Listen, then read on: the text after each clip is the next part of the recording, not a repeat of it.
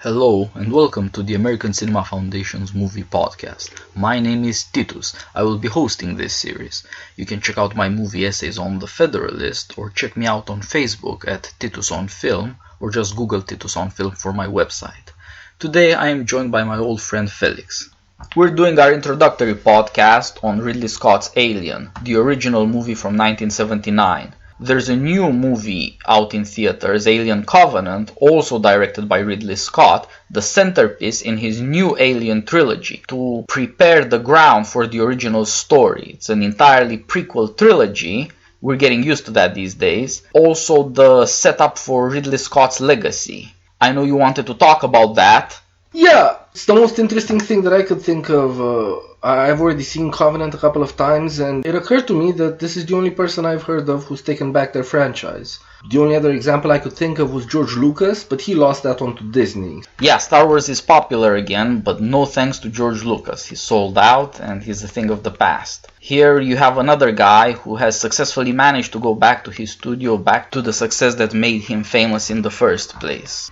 So yeah, he's getting away with it scot-free, as the name of his company goes. I've heard him say, if people keep asking for these movies, he's got at least 6 more aliens in him. It looks like a bright future for the horror genre. We're gonna do a podcast on the Covenant movie in the near future. Yes, we're publishing that next weekend. Give people a chance to see the movie, just in case we're going to spoil any of the plot details. Yeah, that's great. He'll turn 80 this year, so we can do an anniversary edition for discussion on his legacy, his entire filmography. So you can expect the Ridley Scott anniversary edition of the movie podcast this autumn. Meanwhile, let's talk about the original Alien. This is the movie that made Ridley Scott's career. It was only his second feature film, and it prepared him for his third. In 1982, he directed Blade Runner.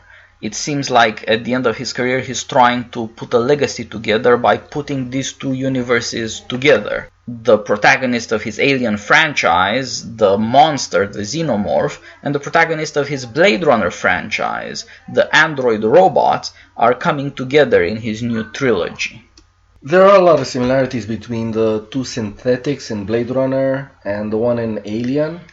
Yes, we do have a love of these European faces with their stern angles, faces devoid of passion. They just seem more serious and somehow less human, not at all friendly. Michael Fassbender in the new Alien trilogy and Rutger Hauer in the old Blade Runner movies really are memorable characters in a scary sort of way. You can see why these replicants, these androids, these synthetic human beings are advertised as more human than human. Well, it's not just that. I mean, they also recite poetry well, right?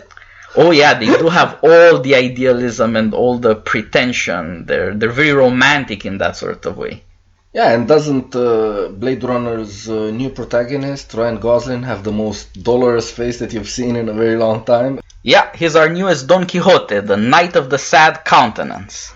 I don't know, I have a lot of faith he'll do fine. The new movie's coming out, the new Blade Runner as well. It's directed by Denis Villeneuve, produced by Ridley Scott. I think there's a kind of meeting of tastes in their cinematic craftsmanship. I have hopes for that too. Blade Runner 2049 is coming out in October, and we'll do a podcast then. And we'll be talking about the Blade Runner franchise as a whole and how it fits with the Alien franchise as well.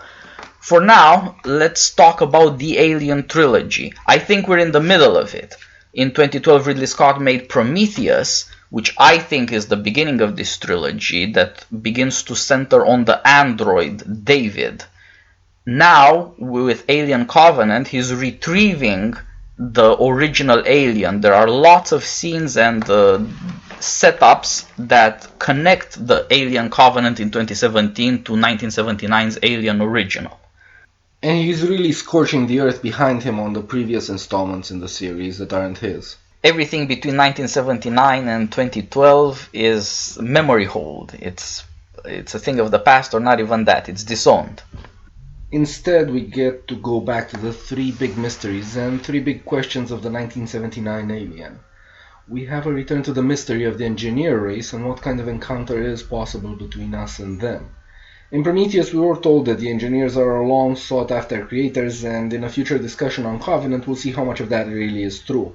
Second of all, the burning question of the true origin of the ferocious xenomorph is answered by Covenant. But it's important to remember that the more answers we get now, we'll still only suffer the fate of the first Alien story, since all the new movies are leading up to 1979 actually. Finally, in the new movie, Ridley Scott is also returning to his evil android. And like in the original Alien, he forces us to question whether we can trust in robots and the science that made them.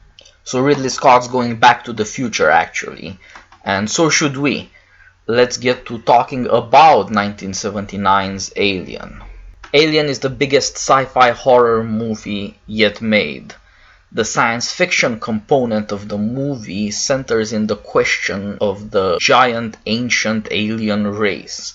A spaceship is diverted from its return to Earth after a mining expedition. It runs into this alien race, seemingly extinct, but with living signs of great power. An enormous ship, an enormous dead alien. Lots of unanswered questions. The horror aspect of the movie comes as a replacement of the exploration of the mystery of the ancient alien race. Instead, we get a monster.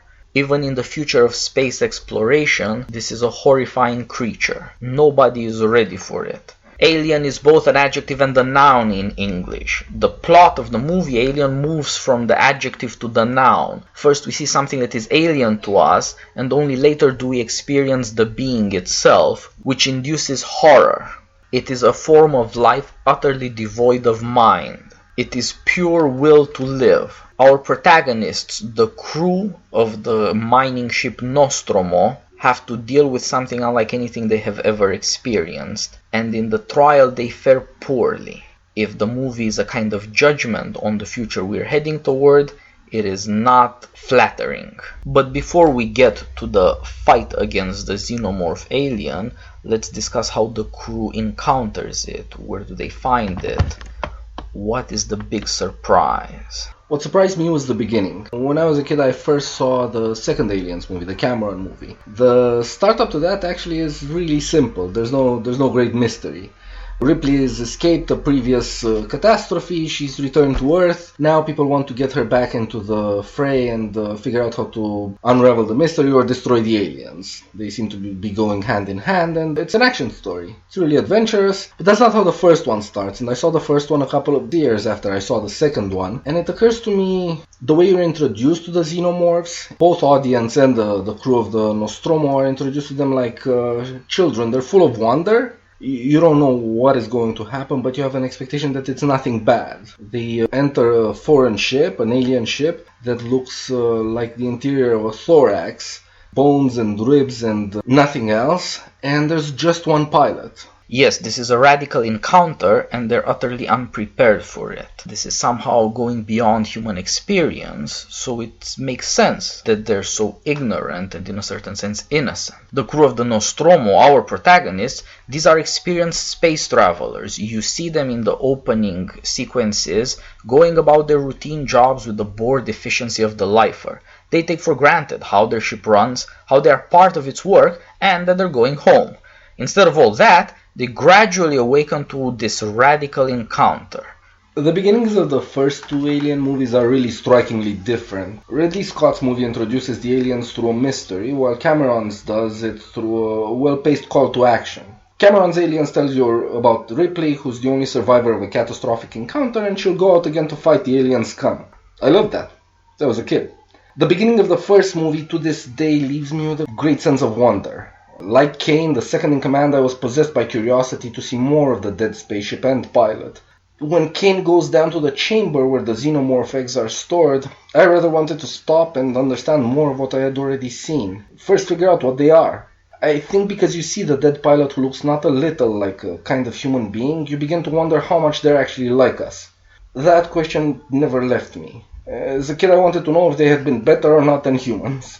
Of course, Scott won't allow an investigation of the engineer race for another 33 years, but I'm not sure that matters. What you do find out is that the humans of the Nostromo are at least in one way like the engineers. They didn't survive the xenomorph, neither did any of their ships.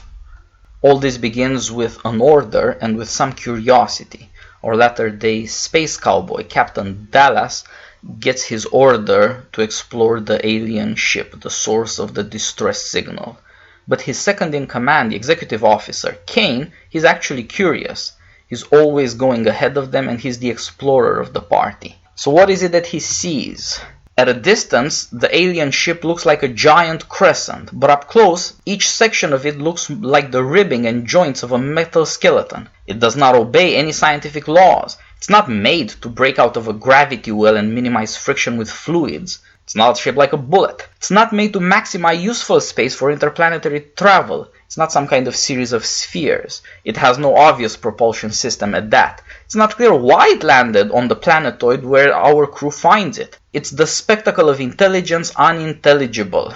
We suspect it has enormous powers from its size as much as from its implausible discovery on an abandoned planetoid, but we cannot find out anything about it. The only thing the exploring crew does notice is that the engineer was killed by something that burst through his chest from within. It is possible the being they're looking at contains the cause of its own destruction. There's one man and there's one ship. The man has a hole in his chest and the ship has a hole in its main flight deck. This is a show of violence, both in the corpse and in the ship. But the exploring crew of the Nostromo does not make anything of this. That's our introduction, both to the alien engineers and their majestic ship, and to the monster, the xenomorph, the perfect killer.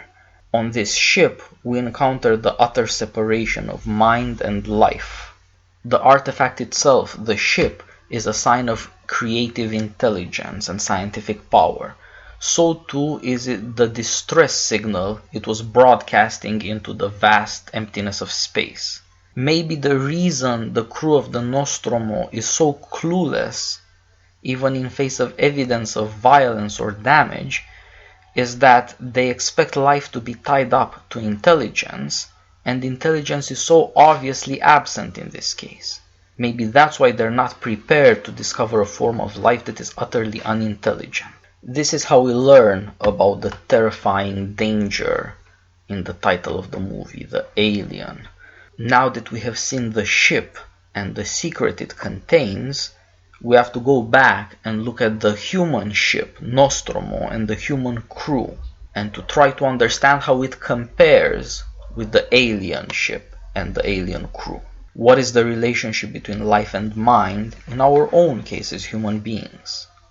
So in the beginning of the movie, Ridley Scott makes every effort to convince us that this spaceship and this space crew are all perfectly normal.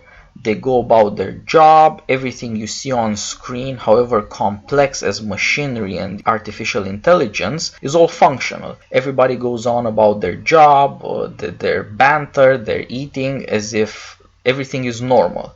But at the end of the first act, you see their encounter with the alien. Now you can compare that ship, so strange and powerful, to this other ship, so drab and ordinary seeming.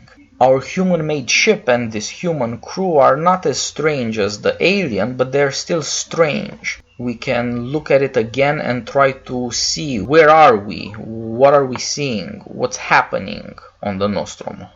Yeah, so the year is 2122. We're introduced to the Nostromo ship. Its name could mean either shipmate in Italian or our man, like in Nostro Uomo.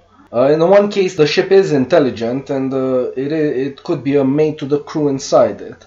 In the other, we could also say that, we're beholding our man in the universe. The first things that you see are also really interesting, like in the alien ship. So you see nothing of the crew. You approach on this really huge space factory. It's supposed to be a spaceship that mines ore very far away outside of the solar system of Earth. Inside it, you see that there's an order being issued. There's no human being inside to receive that order. And there's a really cute play that maybe a helmet there is receiving the order. In any sense, the computer screen is reflected in the visor of the helmet, and you get some sense that maybe they're talking to one another or not. For me, it was never certain whether they are or not. But it's really funny that there's nobody there to get an order. And so the ship really is completely independent of its crew. And then you move to something even stranger, to notice that the ship is asleep in pods, and they're completely under the protection of the ship, which stops when they have to wake up. Everything else goes into dangerous ways afterwards for them.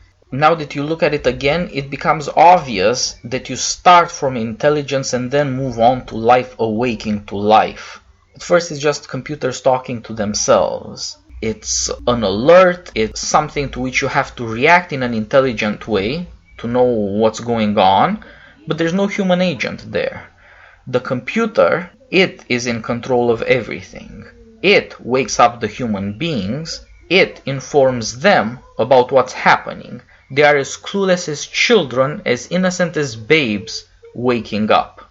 So after they wake up, there's a lot of jokes, a lot of sitting around eating, coming back to life, to all of the things that are pleasant to the people there. At the same time, they're quarreling about who gets how much money. There are officers and there are engineers, and they're not the same in terms of authority or reward. This reminds us this is a commercial enterprise. These people are not adventurers exactly. We may not know why the aliens are traveling throughout the known universe, but we sure know why we would be doing it. There's valuable stuff out there. You risk your life, it takes a long time, but you can make a living out of getting all sorts of stuff that are scientifically useful. Now we can compare our enterprise with the enterprise of the aliens. You could say that we're all about the useful and they're all about the beautiful. The human ship, the Nostromo, it obeys the requirements of engineering and it reflects the habits of the crew. It's small, cramped, cluttered, worn out, somewhat dirty. It shows signs of use. It looks like a machine that can get the job done, but it's nothing to wonder at. This contrasts with the alien ship, which is vast, carefully designed, showing a unity of purpose independent of any use. That's probably not a mining operation run by underlings who know that they're underlings. The alien pilot is nothing short of majestic.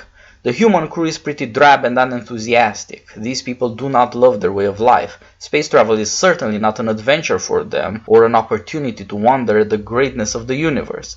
They're just looking to get away from it all and return to Earth. The alien ship has only one pilot, captain, communications officer, engineer, or repairman.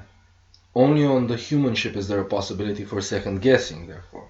When the human crew is raised, they comply to the fact that their homebound course has been diverted and Mother tells them a message has been picked up which they must investigate by contract. There are people who want more money, but are silenced quickly.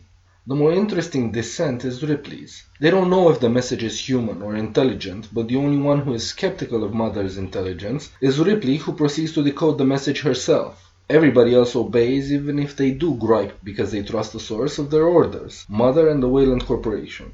Ripley figures out it's a warning message, not a distress signal, and tries to stop the investigation, but the science officer reasons against her fears. Her skepticism is not enough for more decisive action.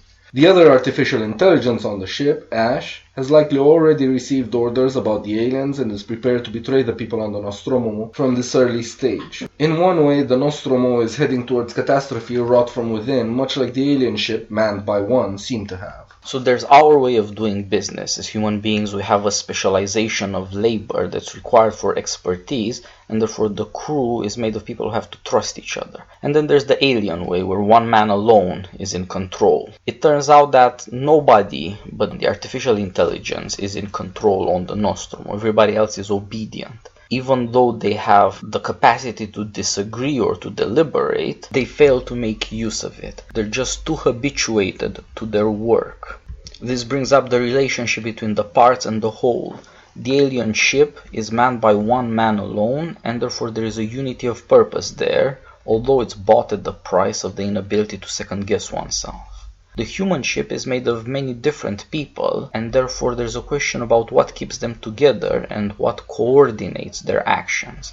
It turns out that science has replaced what we would otherwise call politics. What the comparison of the alien ship and the human ship reveals about us is that in the case of this human crew, the ability to deliberate and decide in common has been replaced by obedience to a scientific intelligence, to a computer that's tied up to a faraway corporation. Even faced with the facts on the ground, literally, these people defer to an absent directing intelligence. Maybe the reason they can't take their adventure seriously, although they know they've never seen anything like this before and neither has anyone else, is that they're so used to their routine. Maybe they want to go back to that routine. For all their griping about it, they do obey it. This reveals something about the politics of Alien. To a large extent, action in the movie is so slow to come because of obedience. When it does come, it comes as rebellion against computers, against a scientific intelligence, and against the corporation behind it all. This suggests something. The political paranoia about the military-industrial complex. This is exactly what Alien suggests, that there's the weapons divisions of the Weyland Corporation that's interested in this monstrous alien. This corporation is to blame for all the mishaps and the horror because it is the correlative to the obedience and the dissatisfaction of the crew. These people feel like obeying orders is all they do on this ship, and therefore they cannot act in any way themselves. They lead scripted lives, and there is something arbitrary and tyrannic about the scripting. Captain Dallas, with all his cowboy name, says standard operating procedure is whatever the hell the corporation tells them to do. He hates the obedience imposed on him, but cannot break out of it. Maybe it's inevitable that so long as people live scripted lives, they will rebel, at least in their minds, by thinking about the overarching political design of those lives as a conspiracy against their freedom and against their welfare. This brings us to our last subject, the three main characters. These are Dallas, the captain, Ash, the science officer, who turns out to be an android pit against the survival of the crew in the end, and Ripley, the third officer and last surviving crew member of the Nostromo. Dallas is the first to show regard for anything above the orders he received, which can no longer make sense with the change of events. He changes a great deal as the story unfolds. He's the first one who breaks orders by breaking quarantine protocol, and he won't even listen to another standard operating procedure suggested by the engineer Parker to freeze the infested second-in-command until a return to Earth. He cares for his second-in-command enough to try to take charge of the situation. When this desire to save Kane brings a destructive alien on board and threatens to destroy the integrity of the ship, he retreats in the shuttle alone, escaping the eyes of the crew if nothing else. Yes, you've hit upon this strange combination of qualities in the captain. On the one hand, he's obedient at first and in certain ways passive, if petulant about the orders he has to obey. On the other hand, he's a take charge kind of guy. At some point you do see that his name really fits him, Dallas. He's a cowboy at heart. He makes decisions and he expects to be obeyed. He has the qualities of leadership, getting people together, outlining a plan they can all share in, and therefore he can unite his crew behind him. At the same time, he wants to run away from it all. He retreats into his shuttle and listens to classical music. So he's listening to a Mozart piece, Eine kleine Nachtmusik, but he's quickly pulled back into the action before the second movement is done. So Dallas has four moments. He starts out passive, obeying orders, then he becomes active, even frantic, trying to save Kane, his second-in-command, and the ship attacked by the alien's acid. Then he becomes passive again, listening to classical music, then he becomes active again. And here you see a test of his leadership qualities. His plan is great, and he gets people to enact it. Further, he's the kind of man who wants to lead by example. He spearheads the hunt. Maybe he's a man of excesses. He is too alone, both in his shuttle chamber listening to music and in the air ducts of the Nostromo hunting the alien. This gets him killed and leaves the crew alone without him. Captain Dallas shows something about leadership beyond his own abilities in planning and enacting a plan. He starts out passive because he lives by standard operating procedure. In the world of technical science and space mining corporations, there just isn't a lot of space for leadership. But when once events come to a crisis, when once the unthinkable does happen, only then do we see leadership qualities emerge and the opportunity for a man to make a mark. Next, the science officer, Ash. He's the opposite of Captain Dallas. The more there is a need for activity, the more he becomes passive. He is also the last restraint on the mind of Captain Dallas on behalf of the corporation. It is the fact that Dallas listens to him and obeys him implicitly because of his scientific authority that dooms the captain. Ash is the man with a plan. He's on the side of the alien from the beginning and finally learns to pity the humans he has betrayed.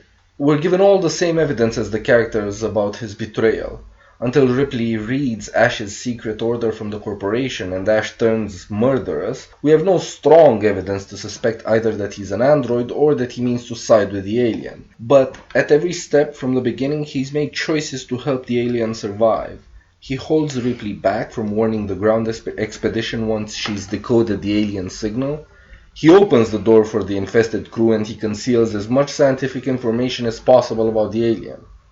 His suggestion to use fire against the alien could be a further play on the crew's naivete, as revealed in his confession about the alien's maximum hostility. His final words show why he sides with the alien. It's man's constructed morality as his only substance which fails him in the struggle to survive. If that is the case, in his final moment Ash does give the remaining crew of the Nostromo everything they needed to know in the beginning.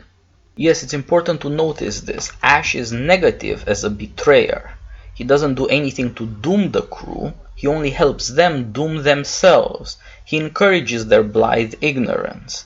They're the ones obeying the order to stage a ground expedition. They're the ones who are trying to get back into the ship. He only allows them to do what they already wanted to do. It's also true that at the end there's a kind of humanity to Ash. He spills his guts, so to speak, and he malfunctions in trying to become murderous. Maybe he couldn't have functioned as a trusted science officer in the crew had he been totally detached from the humanity of his crewmates. Finally, Ash's remarks about the alien, that he is admirable in its purity, that as an organism it's perfect, suggest what Ash thinks life really is. From the scientific point of view he embodies, life is all about doing every monstrous thing required to keep living. That is what it means to be realistic, to have no piety, no humanity, to act free of any moral illusions. This is how he shows how treacherous science can be. He is all about curiosity. He's trying to learn the truth about this alien, but trying to learn that might create indifference to life, to the lives of his crewmates. He talks to the captain, Dallas, about the alien-infested second officer at one point. The captain asks, "Is it serious?" The android answers, "It is interesting. There's practice and theory for you." In a certain way, life and mind are also separated among the crew of the Nostromo. Ash's only significant action is to try to kill Ripley. He fails, and thus out comes the truth, the gruesome truth that the Wayland Corporation is trying to make sacrifices of its crew members in order to take possession of the alien monster. From this moment on, the position of the crew is desperate. Ash leaves behind him 3 naysayers. Ripley herself, we'll talk about her in a second, the navigation officer, who at this point is a scared woman on the verge of paralyzing panic, and the engineer Parker, who had proposed freezing the infested crew member in order to protect themselves from whatever might happen. These were the members who had no desire to get themselves into this predicament. As a naysayer herself, Ripley is their natural leader. Just like Dallas was named so that we get a sense of how much of a cowboy he is, despite the early evidence, Ripley was named for the famous Believe It or Not show. In her own case, Ripley chooses not to believe as much as she can. She is the skeptic, the naysayer on board the Nostromo. As third officer, Ripley is not only not in command, but she is not acting within the chain of command. She tries to stop people from obeying their orders. This is a dubious title to leadership, but on the other hand, as events turn catastrophic, what else is there to do? Ripley isn't in command until the end and never seems like the protagonist at all until things have escalated beyond any hope of control. When she does take over, doesn't she really show that Ash is right about human morality being inadequate to deal with the alien? The plan of the crew to deal with the alien changes from containing it, which gets Brett killed, to destroying it, which gets Dallas killed. And finally, when Ash states they have no chance against it because they are human, the remaining 3 crew members led by Ripley decide on 2 things, not one. Set the ship to self-destruct with the alien in it, and escape on the shuttle hoping they will be rescued. But blowing up the ship serves the people on Earth more than the people on the Nostromo. They could simply equip the shuttle with cryotubes more prudently and together, and then abandon the ship. The timer on the exploding Nostromo precipitates the execution of their plan enormously and divides the 3 again. This leads to the death of the last of Ripley's crew under her command. Ripley isn't leadership material indeed. She's a kind of expert as a warrant officer. She seems to be in engineering and communications. She's curious. She wants to know whether the signal they intercept is human. She wants to decode it for herself. But she distinguishes herself negatively.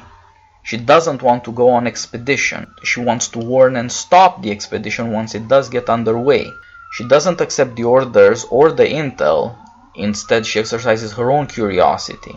She doesn't want to let the alien in or her crewmates. She only joins the crew when once Dallas makes them into a crew, that is to say, by his own leadership unites them around the plan. Then she does her part in the plan, and she's partly responsible for the death of a crewmate and for nothing good. After the plan fails, after Ash turns murderous and the situation becomes desperate, she returns to her native instinct, to run away. Ripley has two great qualities to recommend her, although they don't show up until near the end. First, she has grit. She not only deals with the alien in the end, without panic, without precipitated action, she sings to herself softly, ironically, "Thank your lucky stars." That shows composure, self-command, leading to action in a way she had not had before.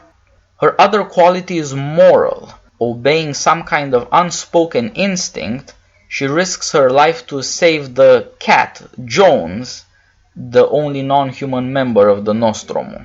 This must be understood as an answer to the threat of the alien monster and to the statement of the science officer, the murderous robot Ash. She wants to rescue some kind of life. She wants to show that life is not just about obeying a monstrous necessity and doing monstrous things. She may not be able to save anybody but the cat, but that does show her disposition, her willingness to risk her own life, her humanity. That is her saving grace. Implausible as it seems, this is the role that made Sigourney Weaver a household name. This is how she started her only franchise as Warrant Officer Ripley in the service of the Wayland Corporation. We'll do another podcast about Alien, trying to get into the philosophical issues, trying to do justice to Ridley Scott's intention as a director.